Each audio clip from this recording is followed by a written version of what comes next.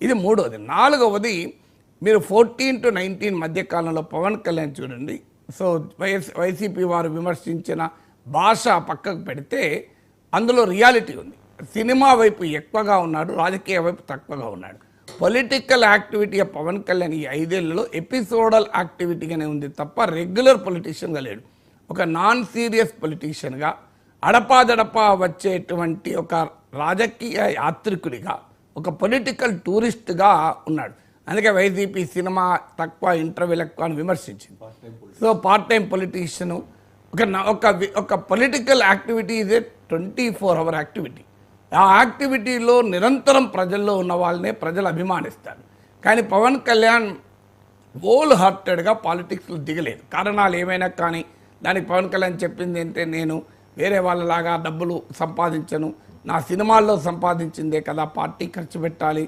ఇవన్నీ వ్యాలిడ్ ఆర్గ్యుమెంట్సే కావచ్చు. కానీ ఈ was non serious politician, part time politician, episodal political యాక్టివిటీకే పరిమితమయ్యారు. దాంతోపాటు పోనీ పవన్ కళ్యాణ్ లేకపోతే జనసేన యాక్టివ్గా ఉందంటే, జనసేనకు విజిబుల్ లీడర్షిప్ లేదు, ఓ సరైన స్పోక్స్ పర్సన్స్ కూడా అప్పుడు లేరు. మీరు 2019 కన్నా ముందు కనీసం మీడియాలో వచ్చి జనసేన తరఫున సాధికారికంగా మేము జనసేన వైఖరిని ప్రతిబింబిస్తున్న అన్నవాళ్ళు కూడా లేరు. సో జనసేనకు స్ట్రక్చర్ లేదు, ఆర్గనైజేషన్ లేదు, పవన్ కళ్యాణ్ ఇచ్చిన ఎజెండా కూడా లేదు. ఇక 5వది ఏంటంటే పోలరైజేషన్.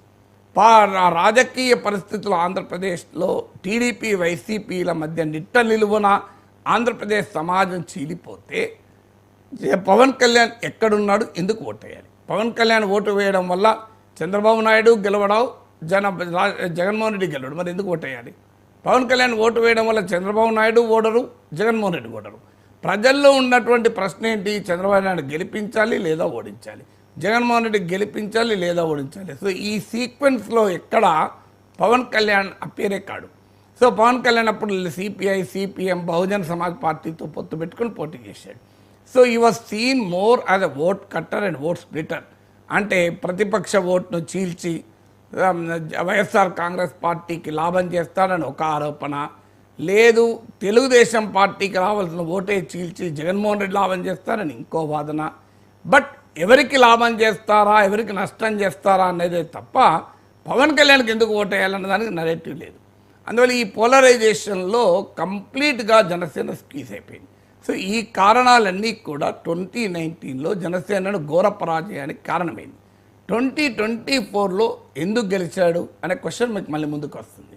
2024లో గెలవటానికి సరిగ్గా ఈ తప్పులైతే ఏవైతే జరిగాయో, పోలరైజేషన్లో మార్జినలైజ్ అయిపోయి స్క్వీజ్ కాకుండా టీడీపీ, బీజేపీ, జనసేన కలిసిన ఎన్డీఏ కూటమిలో ఉన్నాడు. నరేటివ్ ఎందుకు ఓటు వేయాలనే ప్రశ్న 2019లో ఉంటే, జగన్మోహన్ రెడ్డిని ఓడించడానికి ఓటు వేయాలి అనేది 2024లో ఉంది.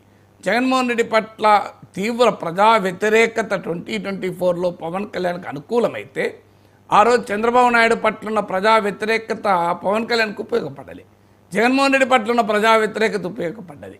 కానీ మీకు చంద్రబాబు నాయుడు పట్ల 2019లో ఉన్న ప్రజా వ్యతిరేకత పవన్ కళ్యాణ్కి ఉపయోగపడాలి.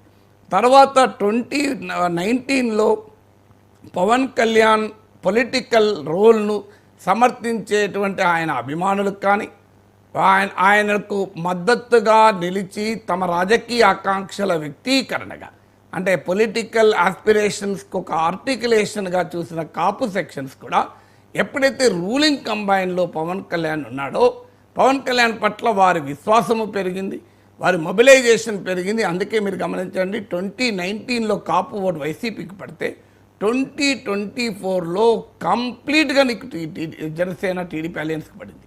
మీరు కాపు ఓటు మీరు మ్యాపింగ్ చేయండి, గణనీయంగా కమ్మ కాపుస్ల మధ్య ఉండే సోషల్ డిస్టెన్స్ను కూడా అధిగమించి ఒక అన్నేచురల్ సోషల్ కోalition విజయవంతమైంది. అందువల్ల 2019లో ఏ ఫ్యాక్టర్స్ అయితే నెగిటివ్గా ఉన్నాయో, 2019లో ఒక పార్ట్ టైం పొలిటీషియన్గా, ఒక ఎజెండా లేని, యాక్టివిటీ లేని, ఎపిసోడల్ లీడర్గా ఉన్న పవన్ కళ్యాణ్ కాస్త ఒక ఇంటెన్స్ పొలిటికల్ యాక్టివిటీతో 2024కు ముందు, ఎన్నికలకు ముందు వచ్చాడు.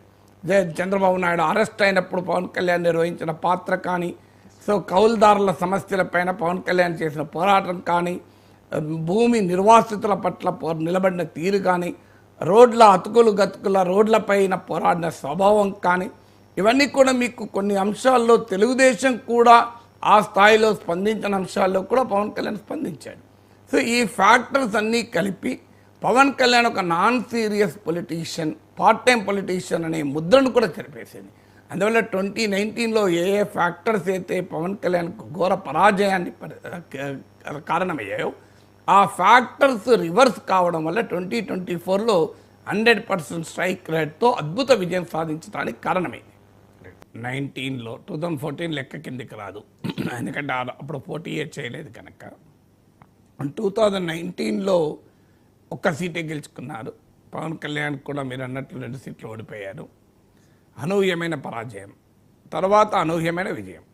అంటే అనూహ్యమైన పరాజయమే కాదు, ఊహించిన పరాజయమే, కానీ అనూహ్యమైన విజయం. ఇప్పుడు ఏంటి 2019లో ఎందుకు ఓడిపోయారో అర్థమైతే 2024లో ఎందుకు గెలిచారో అర్థమవుతుంది. 2019లో ఓడిపోవటానికి మొదటి కారణం ఏంటంటే, ఇది అర్థం కావాలంటే పవన్ కళ్యాణ్ కాన్స్టిట్యున్సీ ఏంటి. ప్రతి రాజకీయ పార్టీకి సమాజంలో ఒక భూమిక, ఒక స్పేస్ ఉంటుంది. ఆ స్పేస్లో అనేక రకాల డైమెన్షన్స్ ఉంటాయి. ఇప్పుడు మనము ఏదైనా ఒక వస్తువు తీసుకున్నా, ఈ వాటర్ బాటిల్కు రకరకాల డైమెన్షన్స్, లెంత్, బ్రెడ్త్, హైట్, సర్క్యులర్గా ఉంది. దీని మీద పెట్టినప్పుడు దీనికి ఒక డైమెన్షన్ స్పేస్. అంటే మనము ఎప్పుడు కూడా ఒక వస్తువును ఎలాగైతే ఒక టైమ్ అండ్ స్పేస్లో చూస్తామో, ఒక పొలిటికల్ పార్టీని కూడా టైమ్ అండ్ స్పేస్లోనే చూడాలి. సో ఒక పొలిటికల్ పార్టీకి ఏంటి ప్రాతిపదిక అన్నప్పుడు దానికి ఉండే డైమెన్షన్స్ ఏంటి, స్పేస్ ఏంటి. సో పవన్ కళ్యాణ్ పార్టీ పెట్టినప్పుడు 2014 తర్వాత 2019 వరకు కూడా ఆయన పొలిటికల్ స్పేస్లో ఒక ప్రధానమైన సెక్షన్ కాపుస్. అఫ్కోర్స్ పవన్ కళ్యాణ్ కాపు నాయకుడిగా ప్రొజెక్ట్ కాలేదు. కాపు ఐడెంటిటీ ఇప్పుడు ఉపయోగిస్తున్నంతప్పుడు కూడా అప్పుడు ఉపయోగించలేదు. కానీ డెఫినెట్గా కాపులు ఎలాగైతే చిరంజీవిలో ఒక తమ ఆస్పిరేషన్ చూశారో, మీకు పవన్ కళ్యాణ్ కూడా